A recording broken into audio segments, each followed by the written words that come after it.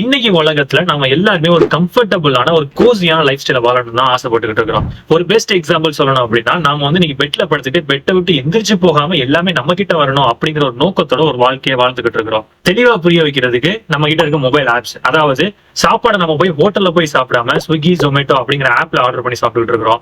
இல்ல க்ரோசரி தேவைப்படுது, வீட்டுக்குன்னு ஏதாவது பொருட்கள் தேவைப்படுது அப்படின்னா ஜெப்டோல ஆர்டர் பண்ணி வாங்கி சாப்பிட்டுட்டு இருக்கிறோம். சோ இது மூலியமா என்ன தெரிய வருது அப்படின்னா, நம்ம கிட்ட காசு செலவு பண்றதை பத்தி கவலைப்படாம அந்த காசு மூலியமா நம்ம எப்படி கம்ஃபர்டபுளான ஒரு லைஃப் ஸ்டைல் வாழலாம் அப்படிங்கிற அந்த கோசி லைஃப் ஸ்டைல் தான் போய்கிட்டு இருக்கிறோம்.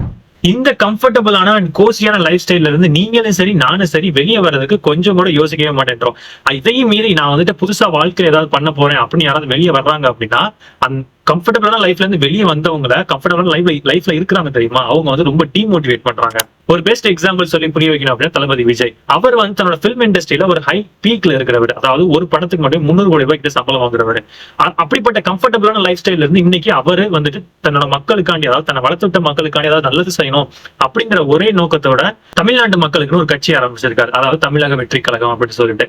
இந்த கட்சி மூலியமா மக்களுக்கு ஏதாவது நல்லது செய்யலாம் அப்படிங்கிற ஒரு நோக்கத்தோட தான் வந்து அந்த கட்சி ஆரம்பிச்சிருக்காரு. இவர் கட்சி ஆரம்பிச்சதுக்கு அப்புறம் நிறைய பேர் சொல்ற ஒரு பதில் என்ன தெரியுமா, இவர் வந்து ஒரு ஆக்டர் தானே, பாலிடிக்ஸ்ல வந்து எப்படி அவரால் வளர்ந்து வர முடியும், அதுவும் இல்லாம இவர் ஏன் அந்த கம்ஃபர்டபுளான லைஃப் ஸ்டைலை விட்டு வெளியே வரணும், அவர் வந்து தன்னோட கரியரை ஸ்பாயில் பண்ணிக்கிறாரு அப்படின்னு சொல்றாங்க. பட் எனக்கு வந்து இதுல இருந்து என்ன தெரிய வருது அப்படின்னா, அவர் வந்துட்டு ஒரு கம்ஃபர்டபுளான லைஃப் ஸ்டைல வாழ்ந்துகிட்டு இருந்தவர் தான், தன்னோட பிலிம் இண்டஸ்ட்ரியில கம்ஃபர்டபுளான லைஃப் ஸ்டைல வாழ்ந்துகிட்டு இருக்காரு. பட் இருந்தாலுமே தன்னோட மக்களுக்கு, தன்னை வளர்த்துட்ட மக்களுக்கு ஏதாவது நல்லது செய்யணும் அப்படிங்கிற நோக்கத்தோட வர்றாரு தெரியுமா, அந்த நோக்கத்துக்காண்டியே we can always vote for him. இன்னைக்கு உலகத்துல இந்த மாதிரி டிசிஷன்ஸ் எடுக்கிறவங்க வந்து ரொம்பவே ரேரானவங்க தான். நீங்களும் சரி நானும் சரி இந்த மாதிரி டிசிஷன்ஸ் வந்து நம்ம எடுக்கணும் அப்படிங்கிற அந்த தாட்டே வந்து நம்மளுக்குள்ள வராது.